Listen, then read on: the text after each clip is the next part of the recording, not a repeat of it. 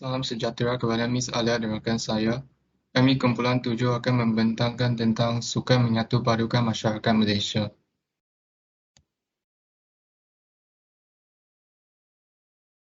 Ini adalah isi kandungan kami. Antaranya ialah kepentingan sukan, contoh-contoh sukan, atlet-atlet yang terkenal di Malaysia dan juga ciri-ciri atlet dalam bersukan, peranan sukan dalam menyatu padukan perpaduan kaum, acara sukan galakan perpaduan negara, faedah-faedah bersukan dalam perpaduan dan juga kesimpulan.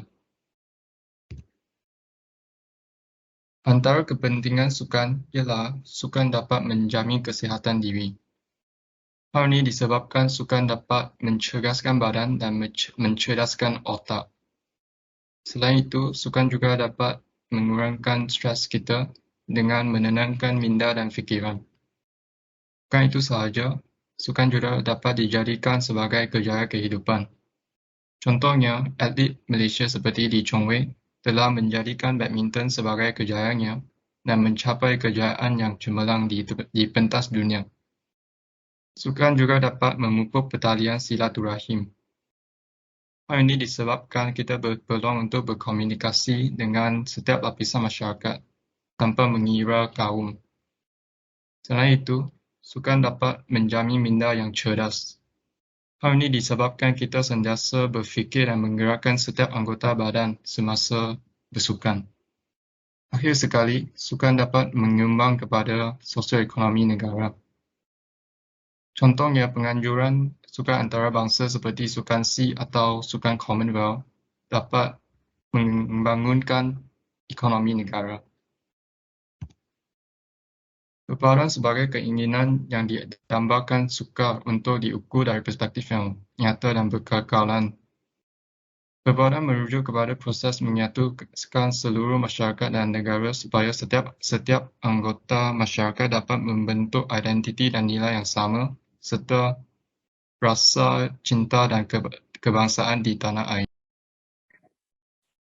Contoh-contoh sukan ialah bola sepak, badminton, bola jaring, olahraga, rugby, dan bola baling.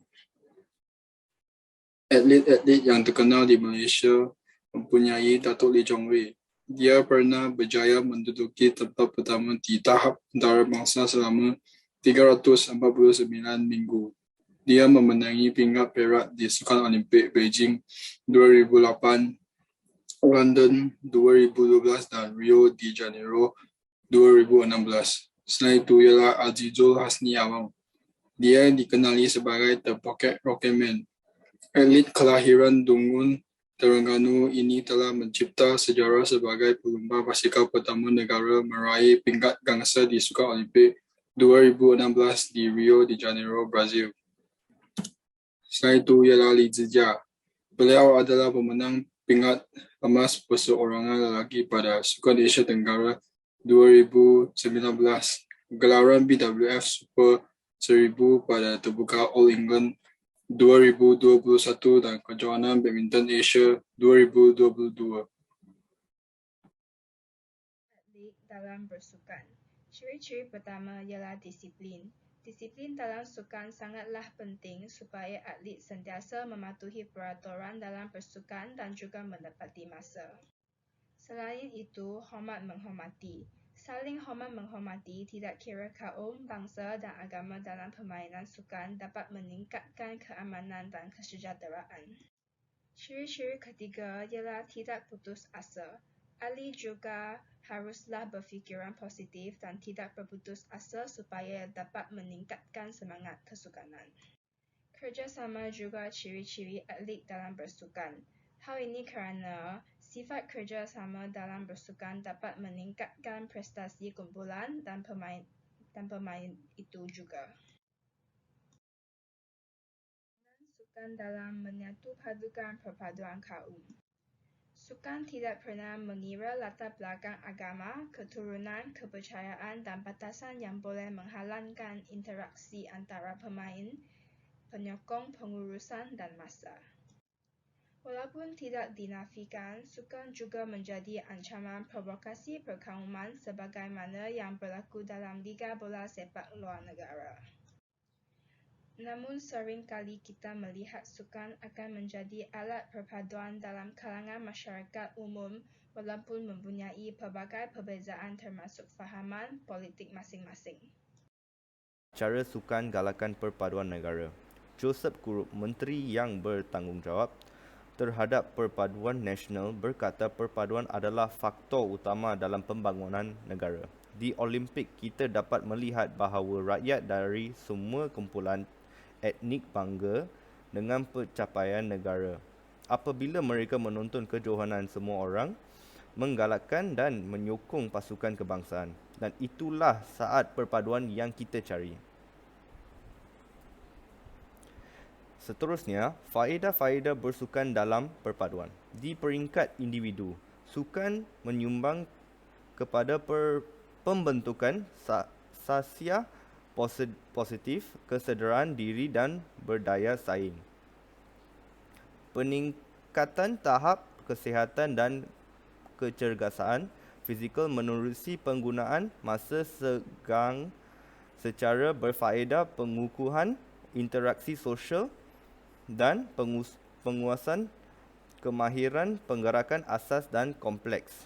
Di peringkat masyarakat, sukan menyumbang kepada peningkatan jalinan perhubungan di antara pelbagai kaum, peningkatan tahap kesihatan komuniti dan produktiviti, peningkatan semangat kesukarelaan, penyertaan kerjasama dan sokongan. Di peringkat antarabangsa, sukan menyumbang kepada pemupukan jalinan dan kerjasama antarabangsa, peningkatan ketahanan dan daya saing dan peningkatan kecemerlangan dan imej negara. Dalam konteks pembangunan ekonomi, sukan adalah satu sektor ekonomi yang dapat menjana pendapatan dan peluang pekerjaan. Bukan sahaja kepada atlet tetapi semua kumpulan sokongan pengeluaran peralatan sukan, media dan lain-lain pihak yang berkaitan. Terima kasih. Impak perpaduan dalam bersukan dapat menggerakkan hubungan silaturahim, menerpa disiplin dan integriti dalam kalangan peserta, menyelami eti perpaduan hormat menghormati antara kaum yang mana kesayangan kita dapat mempertahankan kedaulatan. Negara yang tercipta ini dapat mencapai kemajuan justru mampu bersaing dengan negara lain. Kesimpulannya, sukan tidak pernah mengira latar belakang agama, keturunan maupun kepercayaan. Di peringkat individu, sukan menyumbang kepada pembentukan sasiah positif, kesedaran diri dan daya saing selain peningkatan tahap kesihatan dan kecerdasan fizikal menerusi penggunaan masa segang secara berfaedah. Di peringkat masyarakat, sukan menyumbang kepada peningkat jalinan perhubungan di antara pelbagai kaum, peningkatan kesukarelaan, penyertaan kerjasama dan sokongan.